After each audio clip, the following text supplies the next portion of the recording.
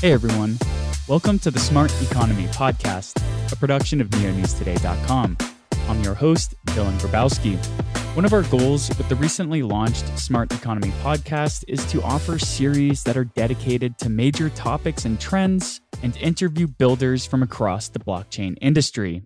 The inaugural series was focused on DAOs, and the next will hone in on decentralized finance, better known as DeFi. For the DeFi series, we're interviewing some of the most interesting projects that are building within and across blockchain ecosystems today.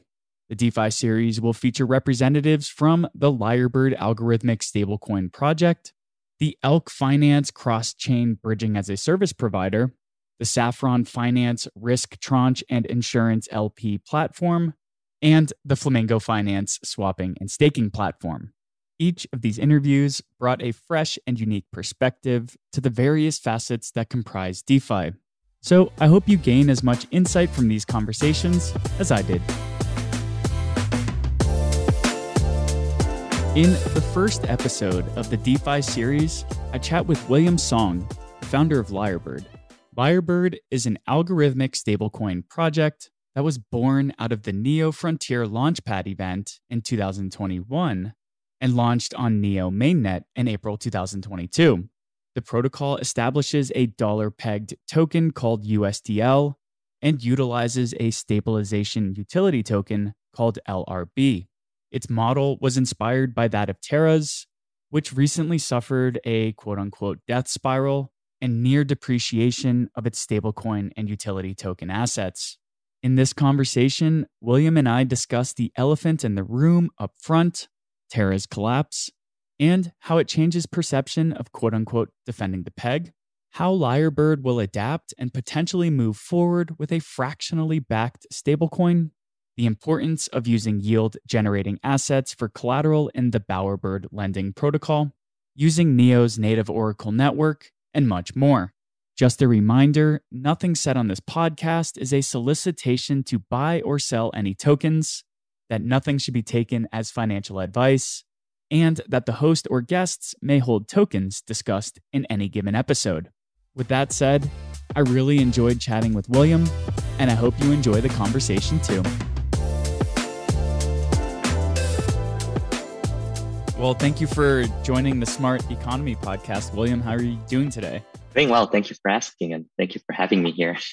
Yeah, so you're a returning guest to the microphone seat, the interview seat, but you were on a previous podcast where we focused mostly on Neo, the Neo News Today podcast. And we had you come on after the last hackathon, the Frontier Launchpad hackathon, and you had basically designed the concept for Lyrebird and you were going into it. So maybe as just kind of an introduction to somebody who's never met you or heard of you or listened to our podcast, who are you? What's your project? And what has the time been like since the first hackathon that you participated in? Yeah, so my name's William. I'm the founder of Lyrebird. Maybe an easy way to start is, if you've heard of the Terra Luna fiasco recently, Lyrebird is very much the same concept of a decentralized stablecoin that's algorithmically pegged. And I actually did get the idea from seeing Terra in its infancy. I think when I first found out about it, it was not the huge news that it is today. It was pretty much getting started. And I was actually aware of a similar project before that called Basis, which was also a similar concept. It was a little bit more complicated in terms of the way that it was set up. And ultimately, I think Basis folded because of regulatory concerns. And then there was a revival of it called Basis Cash, which also had a similar concept. And that actually, I don't think it could maintain its peg. But it seemed to me like Terra had kind of the way to do this, in that they very much simplified the concept in saying there's some kind of reserve token that holds value, and then there's a stablecoin token. And the idea is that the reserve token can absorb the volatility of the stablecoin token by giving you arbitrage opportunities whenever the stablecoin token deviates from a desired peg. And so Lyrebird follows exactly that model. There's a Lyrebird token, which is the reserve token that kind of holds the value in the economy. And then there's USDL, which is the Lyrebird USD token. And so whenever USDL deviates from its intended peg, there's actually is an arbitrage opportunity that you can exploit. So I first had this idea around think it was a little before the summer of last year when I saw that Frontier Hackathon was being launched. And what I thought was very good was that Neo had an inbuilt oracle. And I think with other chains, this is actually one of the biggest concerns in that you don't have something like Chainlink that's actually plugged into your chain. You don't have a way to get data into your project. And so this was one of the great things about Neo, which I thought was that, someone like me could just come in and then plug into the oracle. And as long as you have a robust price feed, you could actually implement this, at least a very simplified version, in a matter of a month. And so that's what I did. And I was very lucky that Lyrebird did well in the Frontier Hackathon. And after that, with NGD support, I was able to push the project forward to launch, which was during an interesting time. I think when LRV launched, things looked great. I was like on cloud lines. And then I'm like, okay, so we'll see how stable it is for like 2 weeks and then launch USDL. And then we launched USDL and then everything went kind of downhill from there. But yeah, so that was an interesting time. One, because I got so much real world experience of running the arbitrage bots than I thought I'd get in a month. So that's good because they work. But yeah, the other thing is that I think it was early enough that I think right now we don't have too much USDL in circulation, other than the Genesis, I guess 9.5 million that probably going to be burned at this point. We have about 200,000 that are in circulation, which is not a very large amount. And so what this gives us is a lot of flexibility to really think about how we should approach this going forward. Because I think every algorithmic stablecoin must be thinking the same thing right now, which is Terra had such a big economy at the time of its collapse. And the whole thing was predicated upon the fact that if you have enough base demand, and I think one thing actually that didn't go as they originally said it would be was that the base demand wasn't natural economic activity, which is things like payments, right? One of the original things that was pitched for Terra was something called Chai, which is a payments network. And that I think was completely overshadowed by Anchor, which is, as you mentioned, Dylan, it's a little bit more leveraged. And so I think the baseline demand didn't really exist as much as they would have liked it to. But at the same time, I think at this point, since there was such a large collapse, it is irresponsible for anyone who's running an algorithmic stablecoin to just say, well, like, we'll try the same thing, but it might be different because we'll do things better. I think really the fundamental thing is that now you can't really say if we have enough base demand, this death spiral won't happen.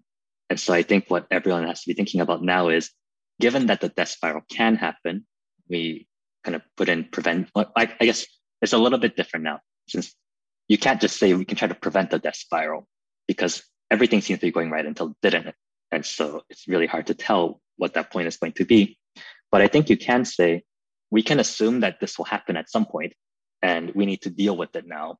So if it does happen, how do we recover? I think that's probably going to be the question that most people have. Because the issue with the death spiral, I don't think is necessarily the initial depeg. It's that it's a cascading effect. It's kind of like there's a positive feedback in that if more people sell out, then now your reserve token gets devalued more. And then now you're panicking more because nothing's backing your stablecoin tokens. And so I think at least what I'm thinking right now about is not necessarily how to stop the depeg in the first place. At least from what I've seen at the moment, it seems like it might not be possible to always hold the peg, but maybe to think about how to come back without completely spiraling into oblivion. So those are the initial thoughts coming out of this week. Yeah, there's a lot to unpack there and a lot of different threads to pull. I guess kind of the first thing that kind of popped into my mind while you were just brain dumping your experience and what it's been like for a month-old stablecoin project that has arguably been around in the most epic time for stablecoins ever. It's funny that purportedly Do Kwon had an alt Anon account that was associated with Basis and Basis Cash, and that itself did not take off, and the founders were Anon. Whereas Terra was very much Do Kwon in the public space. Like it or not, he was out there trolling people sometimes being brash in the way he answered. But that protocol ended up being worth tens of billions of dollars, and this was from a non-Anon founder. Right. Now, you yourself are doxxed. I think you have put in a lot of care into making sure that everything is done, all I's are dotted, T's are crossed, and everything's done in a regulatory compliant manner. So what's your perspective on a stablecoin project and its founder being anon versus being doxed? And is there any sort of relationship between the two towards the viable success of the project? That's an interesting question. I haven't really thought about it. I think there is some level of personal responsibility that comes with being doxed, because I think what everyone thinks of what a lot of people think of in crypto is you put your money into this dog token or whatever, and then, the founder just pulls liquidity and then takes off with your money. And so that's a lot harder if you're doxed. With stable coins, I think, or at least in this particular case, I actually don't know if it would have made too much of a difference, because I guess the belief is really in more of like how the protocol works rather than the founder himself or herself. And even right now, I think if you look at the proposals that are coming, the founder is actually not coming to the rescue by trying to rally funds or using own personal funds. It's really just, we'll fork it and then we'll see what happens from there. I think what maybe makes more of a difference is kind of how things are presented and how things are advertised. Because I think one of the issues was that Anchor, I don't know if it really called itself a savings protocol or a lending protocol, but I think the tagline was better savings. And this is actually where I think maybe some kind of regulatory oversight is necessary, because if a regular person sees better savings, 20% interest, they're not going to think, you know what, like there's this death spiral that could happen and then your 20% could go to zero. 20% of zero is still zero, right? And so maybe it's kind of going a little bit off topic from your original question, but yeah, I think the docs part helps with people being maybe less brash, maybe not in this case, but generally, because you know that there's personal responsibility that you have to have for the project. But I think in general, I think one of the more important things is that you have to make it clear to the people who are getting involved that there is a risk that you may not be aware of, like even the founder may not be aware of, because this is a very new space, and that you can't really guarantee things, right? Like you can say, we think this should work, but there's no guarantee that it'll work. And I think the biggest issue is that once a lot of retail people start getting involved, they might not know this. And that's probably where a lot of the damage comes in, because if you've been in this space for a long time and you know what the risks are, like you probably don't put in everything. And you probably have some kind of something in your head that says, okay, 20% like this is not sustainable. Whereas now if it's going mainstream and you're just hearing about this, it just seems like, oh, it's programmable money. Like I can make more money from this. And I think that's really where people have to be careful. Yeah. I mean, even being a quote unquote crypto veteran now after being a part of the class of 2017 and having watched even stable coins on Neo popped up in fall. I don't want to name any names, but Lyrebird isn't the first stable coin on Neo. I kind of had an understanding of what the issues may or may not be, but it just seemed like Terra was working. It just seemed like everything was going so great. So I know that this is very early days. We still don't even have the whole picture for a total comprehensive postmortem.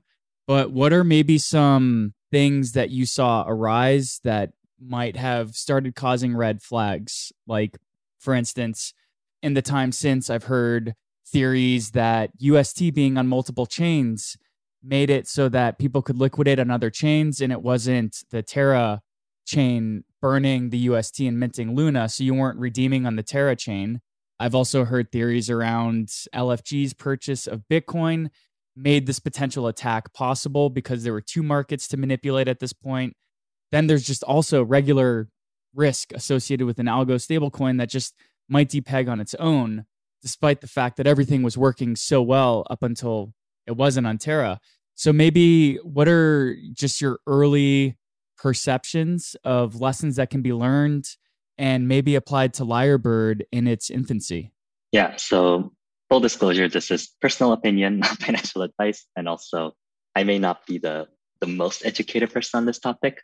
I think one of the things that was an issue was Anchor promising 20% returns.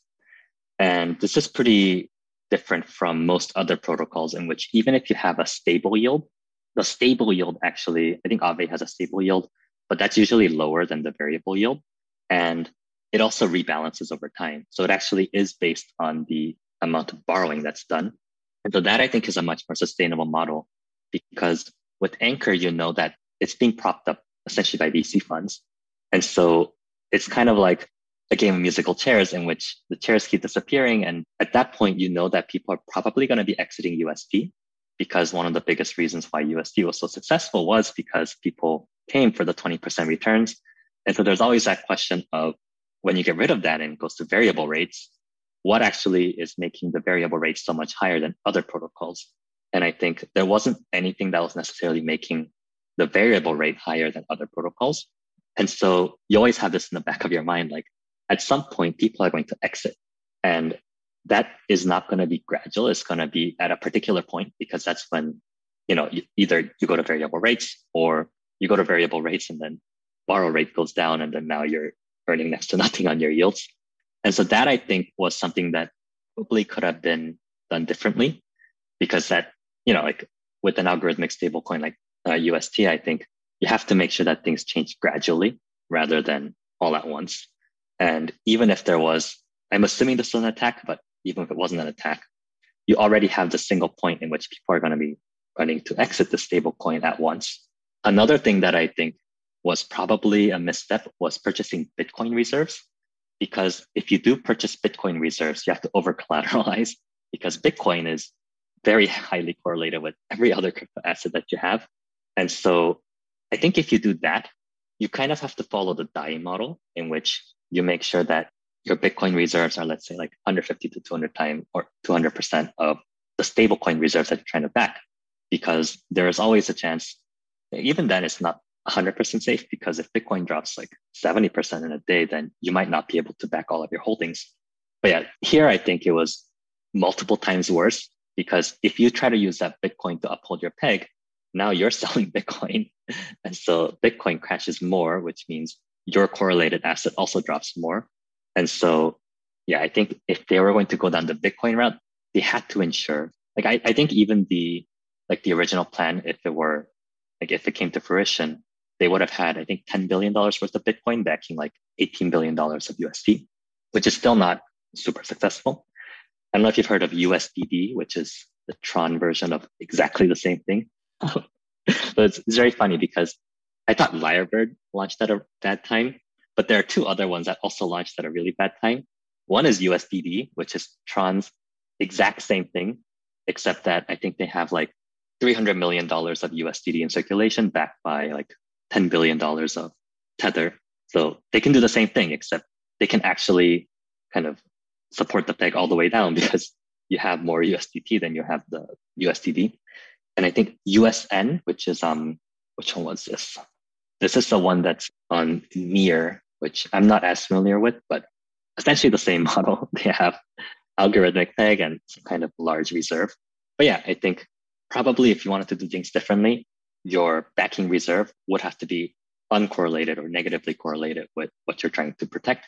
So I would have probably done something like USDC instead. Yeah. And then I think the other thing maybe also try to spur organic demand growth of things like payments, which I think actually was the original plan.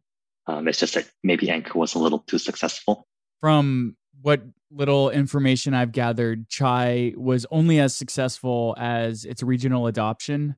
And I believe it was South Korea, which was the only country that Doe and team were able to kind of get regulatory approval for people to just pay at in-store places like grocery stores and haircuts and just like in good services.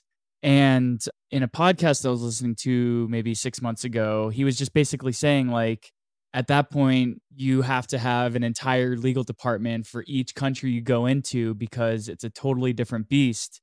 And that's how they kind of like shifted to UST and then providing services on Anchor. And what I kind of thought was supposed to be the beauty of the Terra ecosystem is that you're going to have all these additional protocols building on top of it, like Mars protocol and Whale protocol to ensure the peg was kept. So you were going to have all these derivatives that were building on top of it. And it was going to kind of like spur this flywheel that once it got off the ground, then it was going to be like a perpetual motion machine, right? Which those don't exist in real world. They don't exist in the crypto world yet. But that was kind of like what I thought the narrative was supposed to be. So moving forward, is Lyrebird going to be examining different models of maybe over collateralization, maybe even taking the approach that DAI does, which is holding portions of another stablecoin in its treasury? What are some potential areas that an algorithmic stablecoin might look forward to now for other forms of something that backs it, whether it's algo, collateral, real world assets? What does this look like? Yeah, so this is basically what I've been thinking about the most over the past week. Maybe to give a little bit of context, I'll start with something called the stablecoin trilemma, which is basically there are kind of three things that you want to achieve with a stablecoin. And generally, you can only achieve two of them. The three things are decentralization, peg stability, and capital efficiency.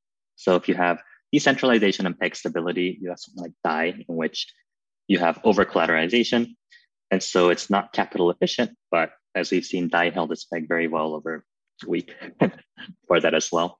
If you have decentralization and capital efficiency, then you have algorithmic coins like UST. And here, it's very obvious that the peg stability is missing. And then you have peg stability and capital efficiency, which is a lot of the coins that we're familiar with, like Tether and USDC. And so there, I think you get kind of one-to-one capital efficiency. But I guess if you really want decentralization, you can't have it in this world. There's actually something that's a little bit like cross between, I guess, centralized and algorithmic called fractional reserve. And so this is the one that I've been looking into the most. The one that's most successful is called Frax. The one that's the least successful is called Iron, which supposedly, I think Iron kind of forked the code base of Frax and then did a lot of other things wrong. I think the one main issue that they had was that their Oracle prices updated very, very slowly. I think it was maybe a time-weighted average over the past 15 minutes or so. And so basically with these fractional reserve coins, you essentially say, you can set the fractional reserve ratio. Let's say the collateralization ratio, 75%. That means if you want to mint $1, let's say one frax is $1, you want to mint one frax, you put in 25 cents of like some other token, and then you put in 75 cents worth of, let's say, USDC. And so you always know that 75% of your capital is backed by a centralized coin. This is exactly the same for Iron, except I think the issue was that you could keep redeeming and then buying and then selling and keep doing that cycle because your Oracle price is always going to be higher than the price that you're going to buy at. So that was an issue for Iron. But for Frax, I think things are very interesting. Right now, I think there's no real way that it can lose its peg, partially because they have so much liquidity on Curve. Because I think they actually have more liquidity on Curve than is like kind of outstanding free float. And so even if you were to take 100% of the outstanding float, you actually couldn't move it by even more than a penny.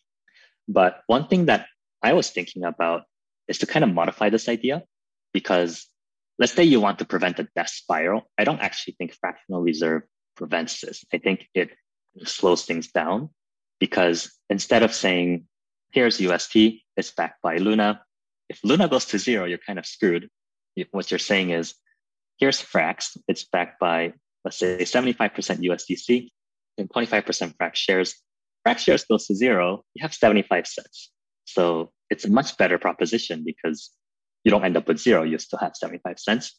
But I think if you look at the human psychology, it's kind of, if you're panicking because I think it still kind of applies, because let's say Frax shares right now will give you 20 cents instead of 25 cents, but everyone else is panicking. So you think, if I act 5 minutes from now, it's going to give me 15 cents. And then if I act tomorrow, it's going to give me 5 cents.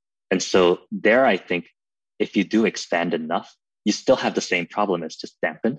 And so something that I've been thinking about is what happens if you kind of give up on defending the peg right away?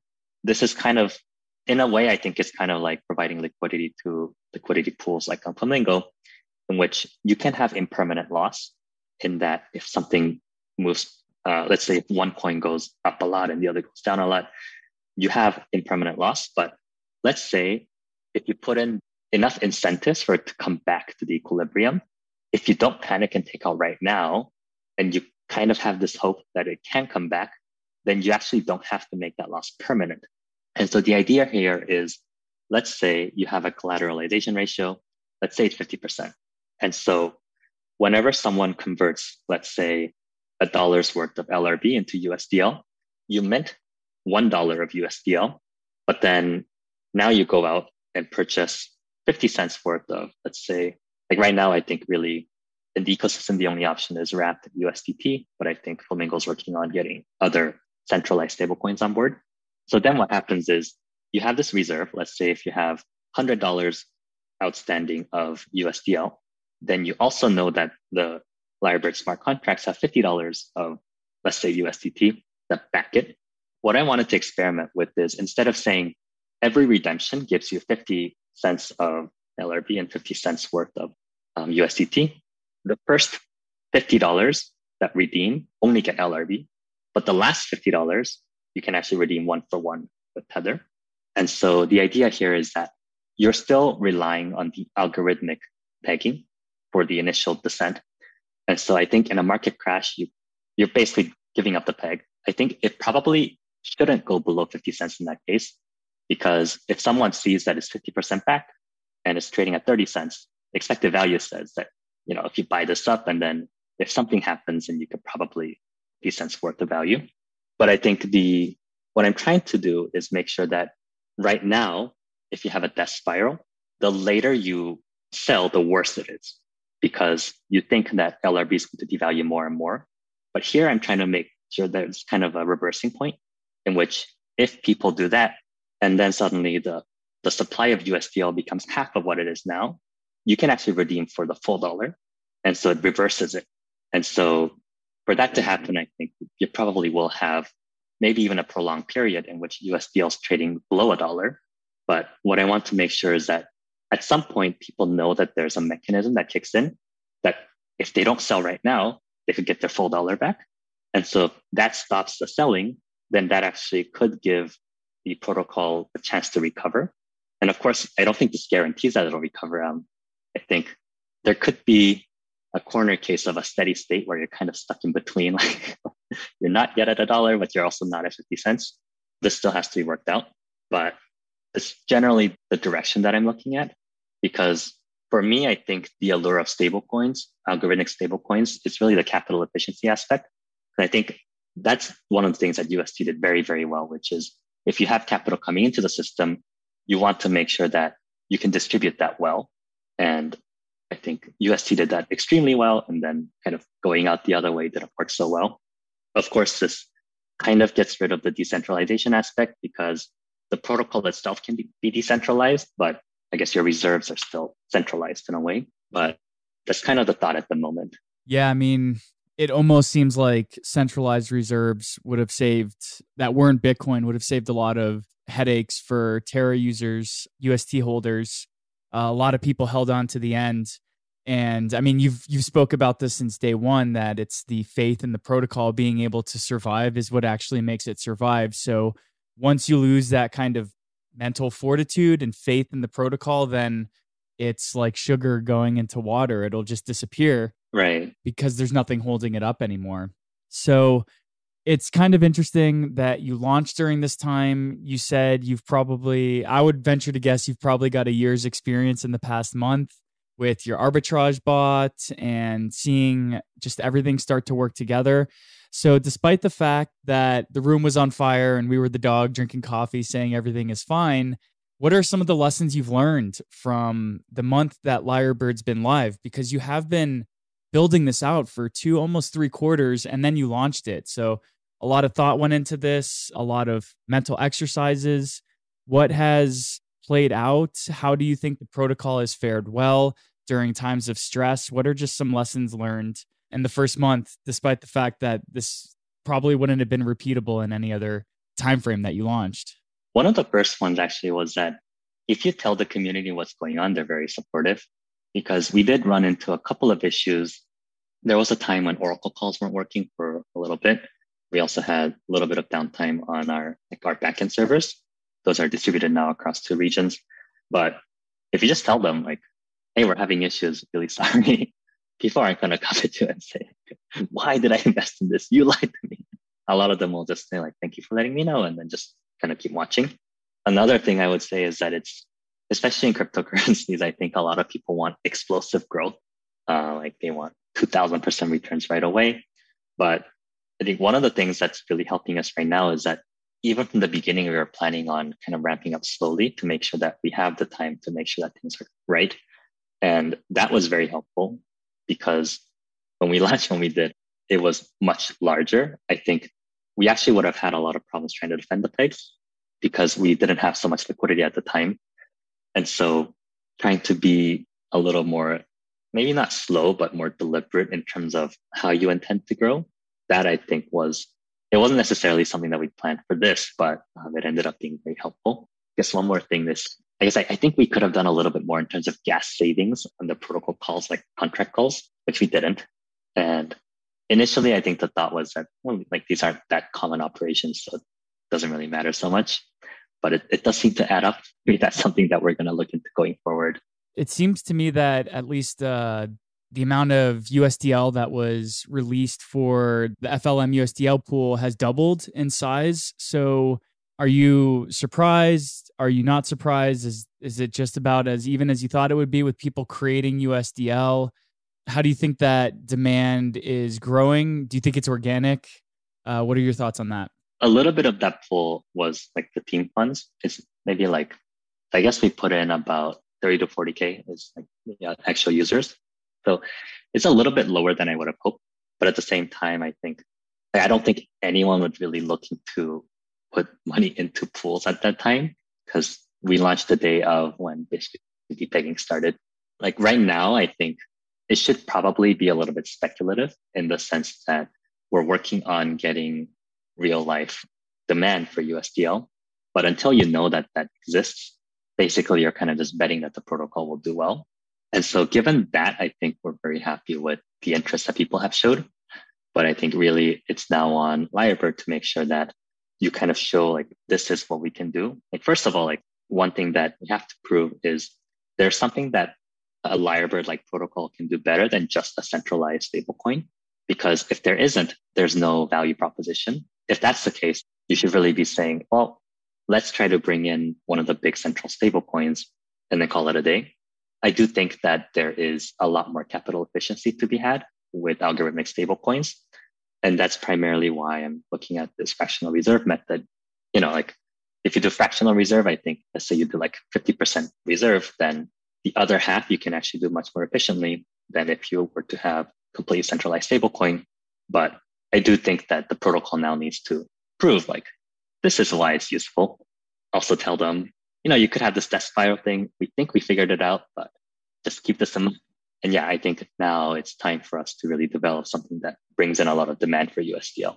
Yeah, I'd be curious to see what level of adoption a Frax-like mechanism actually has.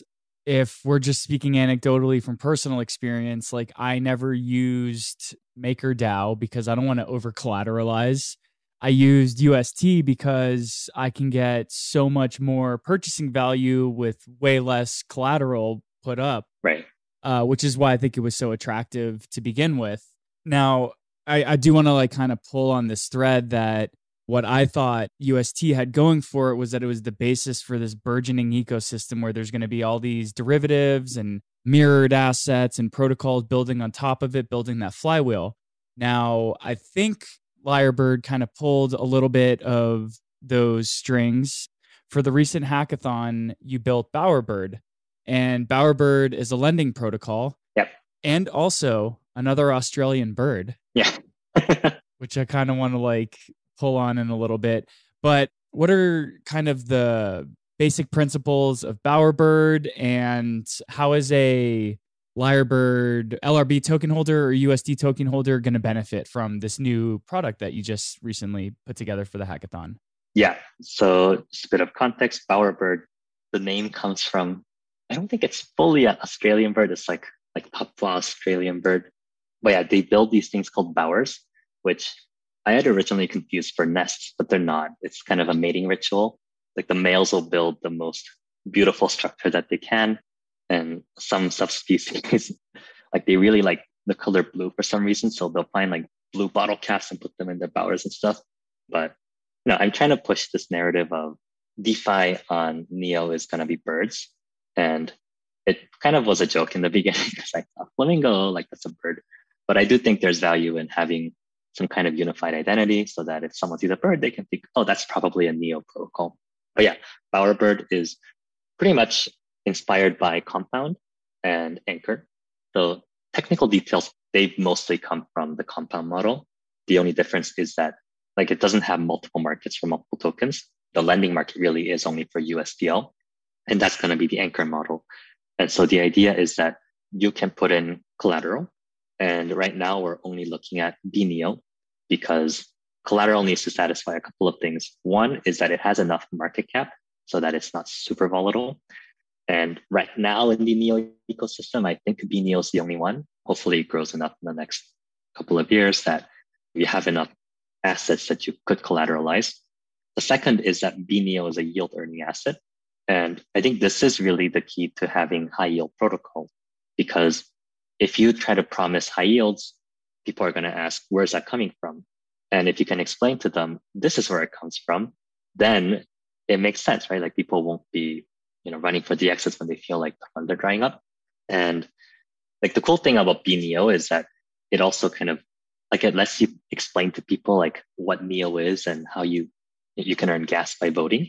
And so let's say you deposit BNEO and your loan to value is set to, let's say 75% minimum, which means that people are probably going to do more than that. Set it at the minimum.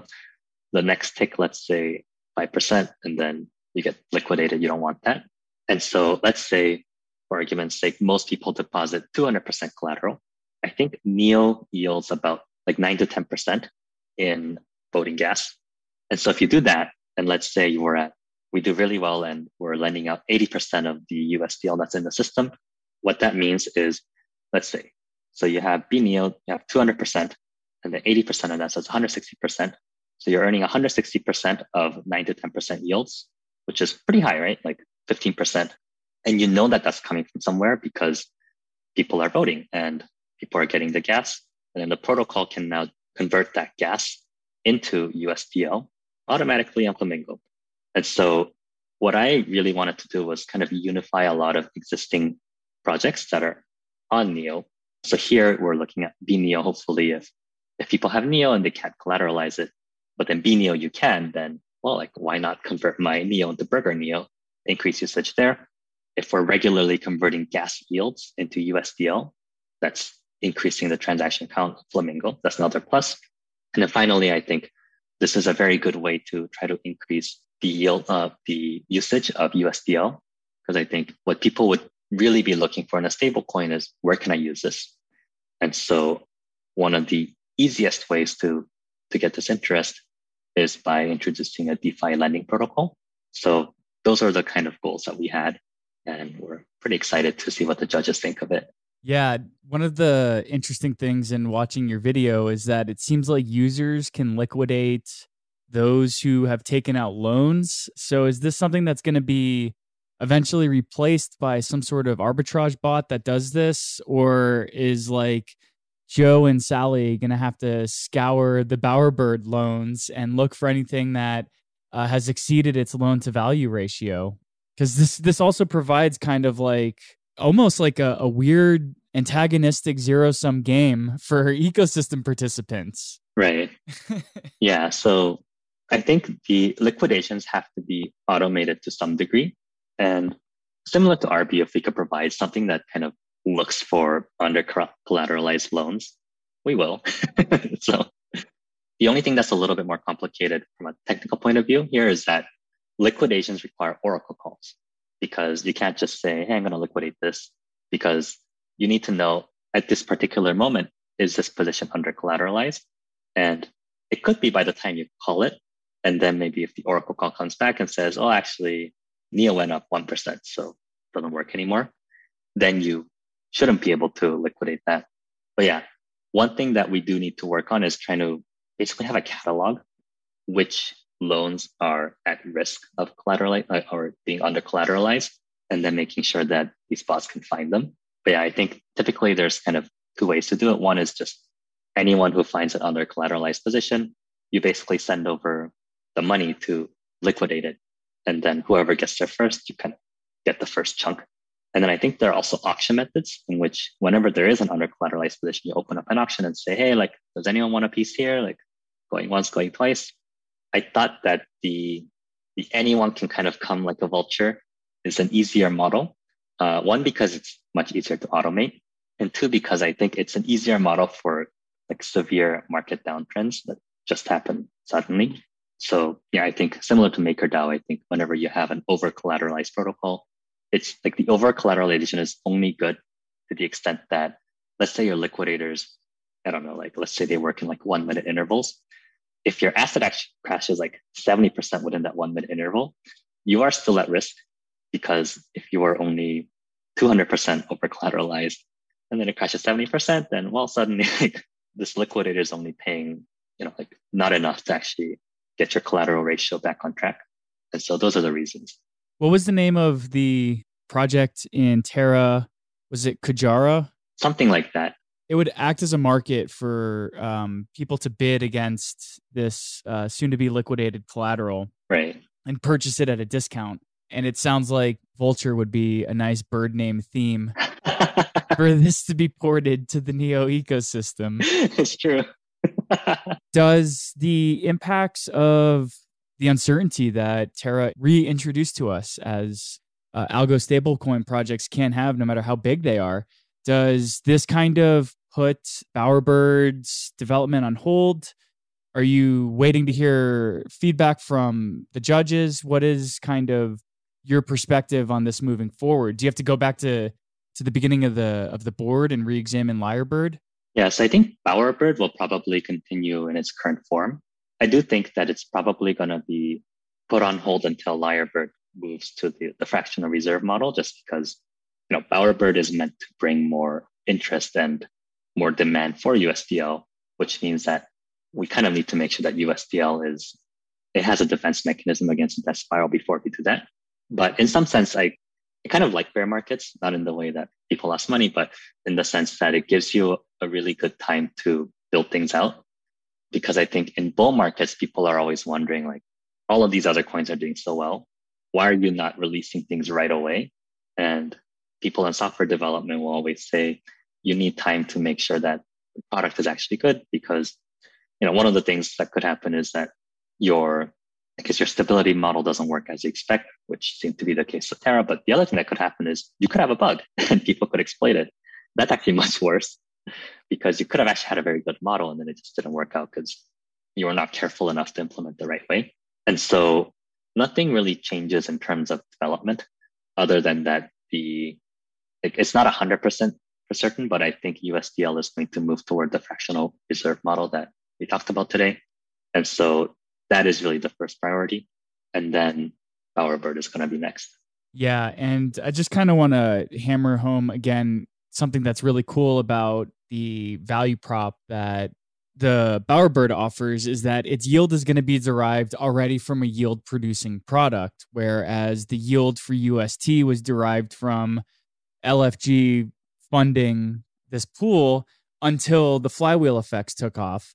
So what are some other ways that you envision yield being derived beyond just the gas distributions from the underlying BNEO collateral? What are some other ways that yield will be derived as time goes on and activity is increased? Is it just going to be from LRB to USDL minting and burning, or what are some other processes you envision? Oh, you mean for LRB holders or for Bowerbird? For Bowerbird lenders, I suppose. I see. So there will be some interest that is charged to the borrowers, and that's kind of just the baseline interest. Most markets have this kind of model in which you have this target utilization ratio, which is, let's say it's like 80%, which basically means that if you have, let's say 100 USDL in reserve in the protocol, you want to be lending out 80 of those at a time.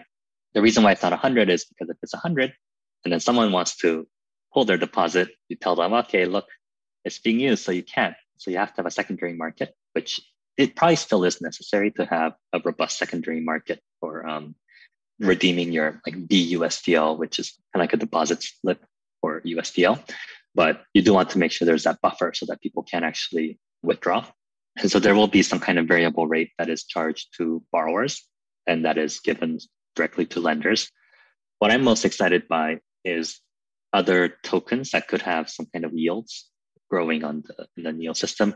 As I mentioned, DNEO is the target right now because highest market cap and it also has very stable yields. I think Flamingo could be the next one because it's a little bit more complicated.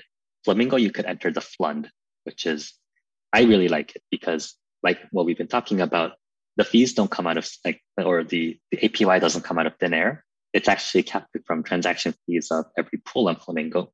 And so let's say if you could stake or if you could put your FLM as collateral in the system, it's a little bit more complicated because with BNEO, you just say every time you want to get gas, you say, hey, give me gas. And then the next block, you have your gas. But with FLM, there's a lot more going on in terms of how the fees are generated and compounded. And so you would have something like, let's say 80% of the FLM that you have in reserve goes in the FLUND so that if people want to withdraw their collateral, then there's some kind of buffer. And then if it, let's say people do that and you get to 90%, then you kind of want to exit some amount of your FLUND to have a buffer again. But I think the FLUND APR right now is like 100% almost. So if you could give that to the lenders, that's actually amazing. Initially, the thought was also to have LRB staking be a part of this, but I've been having second thoughts about that because I think one of the other issues with USD's downfall is that UST and Luna are very correlated in terms of, at least if they both move downward.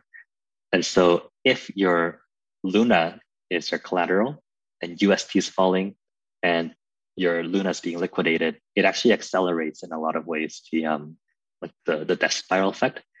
And so having seen that, I think maybe it's actually not the best idea to have correlated assets, your collateral assets.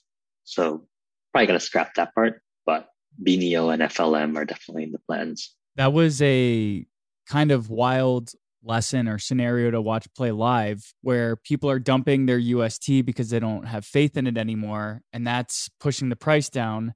And then also the way that UST worked is that when UST is sold, more Luna is created and people were also selling that. Right. So you had this depressing of two separate assets that just, it's funny. A lot of people who were right about Terra are being vocal now, and maybe a handful were vocal over the past year, but this was really like the worst case scenario that could have ever played out. And it played out spectacularly. Right. So we're kind of wrapping up, but I wanted to pull your ear a little bit on, you mentioned Oracle calls, and this is one of the first projects that I think is, a lot of projects are starting to use Neo's oracles, but you have two separate projects now where you've been pulling on Oracle calls. So how does a native Oracle network that's built through Neo, what are the pros and cons to having something that's native versus a chain link that might have more functionality, but isn't specifically like native to a chain?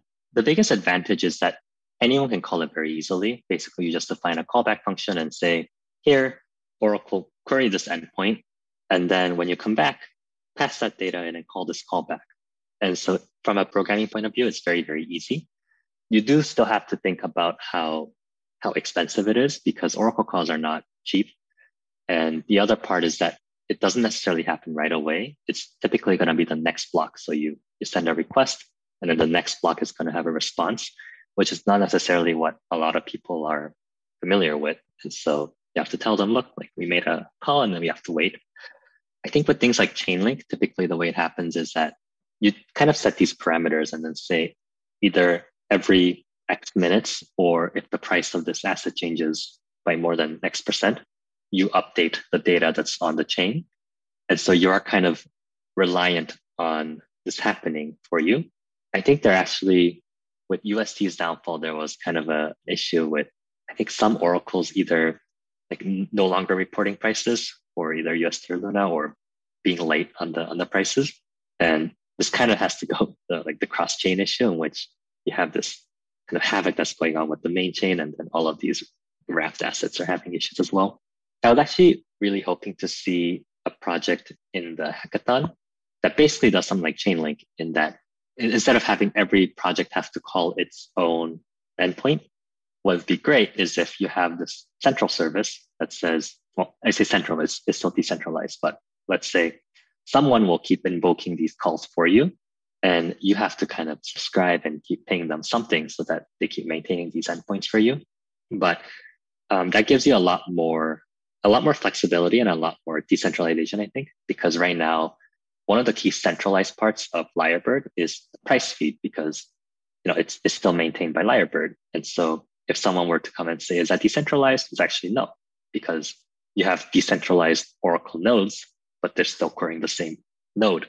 Whereas I think if you had this kind of chain link type model, you could make it so that you have multiple price sources, and then you just take the median or the mean or whatever. And then you could actually say this is decentralized because it's not a single price feed. You have these kind of trusted sources, and then you're making sure that, let's say, I don't know, like do the median, but take out like the highest and the lowest or something like that. Then it becomes a lot harder for these price feeds to cheat you. We're not a podcast that gives financial advice, so I can't say go buy this token or that token. But something I do feel confident in saying is activating the community to participate in processes. So, I'm a hobbyist. I don't know how to code or develop, but I want to get involved in the Lyrebird protocol. The way I see that happening is maybe by launching and running RB. So could you just share a little bit more about RB? Is it for the hobbyist? Like, can I spin up a bot and start performing arbitrage? Does my computer need to be running 24/7? What kind of level of expertise do you have to have in order to download and run RB, which of course helps ensure that the Lyrebird protocol operates smoothly? Yeah. So in terms of downloading and running it, I don't think too much expertise is necessary. You do have to learn how to use the command line terminal, which is standard on Mac OS and Linux. And on Windows, I think, I'm actually not sure how it would work. Probably PowerShell. The only caveat I have is that one of the things that you really want to be careful with is making your private key secret. And so that's the only part that I would tell people to try to be really, really careful, because RB does need to know your private key. And so if it does know your private key, you want to make sure that your operating environment is something that you trust, because otherwise someone else could see it as well. Right now, I think it's like a little bit profitable, but not super profitable. And the reason is because the USDL pool is actually not super large. It's about 220K right now. And so let's say you're trying to keep it within 1%, so like 99 cents to 1.01. If you're moving that on a 220K pool versus like $1 million pool, your expected profits are pretty different. And so right now, I think if you're running it, thank you so much. You're probably not going to be seeing like that much profit. But as we see USDL ramp up, then I think it's going to be a lot more profitable. And then we'll probably see more people join in as well. But yeah, I think there's testnet, USDL, and LRB available as well. It's in one of the announcements that we have. So that's a very good place to get started. There is also a testnet Flamingo link that we have shared somewhere. And so because otherwise people don't really trade on testnet, you might have to kind of, make your own trade and then move the price and then see it come back to equilibrium. Yeah, I'm eagerly following along to see what it is that, I don't want to use the word explode, but shows growth and demand for USDL in the Neo ecosystem. I don't know if this is necessarily like something that Lyrebird has to propagate, or if this is just something that naturally comes, but I'm going to be looking forward to following along and seeing this organic growth of USDL. So wrapping up, this is the Smart Economy podcast. So I'm curious to hear your thoughts on what you think the smart economy is. It's a good question. I don't think there's a right or wrong answer. Yeah, I think kind of like how technology made a lot of like white collar professions more efficient. I wonder if the smart economy is something that it doesn't necessarily do things differently, but make things more efficient. I think one of the things that people like a lot about decentralized systems is that it gives access to everyone instead of just the privileged few. Another thing that I think is probably part of the smart economy is transparency, in the sense that, like right now, you get a lot of protection from institutions like banks, but in a way, it's really just, trust me, bro. Right? We have these reserves. If something goes wrong, we'll pay you back. And we do trust them. And I think it's such a big part of the fabric of our society that we trust these institutions. But I think it would be a lot better if we have systems in place that we can trust and that they're independently verifiable. And so I don't necessarily think the smart economy needs to do anything differently other than just make sure that one is they're more efficient, especially a lot of the routine tasks that we do that can be automated. And then two is making sure that we rely a little bit less on just trust in terms of what people say and actually verifiable claims that are on chain. I think those are the two things for me. Awesome. Well, if we look a year into the future and you're still around, I think this is the times that battle hardened your project and yourself and your unwavering faith in what you're building. So congrats so far on making it through the tumultuous storms. I think we have a lot more of this being a kind of big topic that people are going to talk about during Terra's postmortem. But I'm excited to continue using and following along Lyrebird and seeing the new products that you released, Bowerbird, and testing those out as well. So I guess congrats on surviving so far. And I hope that you're keeping your head up because this is a product I'm really looking forward to seeing come to life in the Neo ecosystem. I just think stablecoins and lending and borrowing are the beginning of the life flow for L1s these days and DeFi in general. So keep your head up, I guess. Thank you.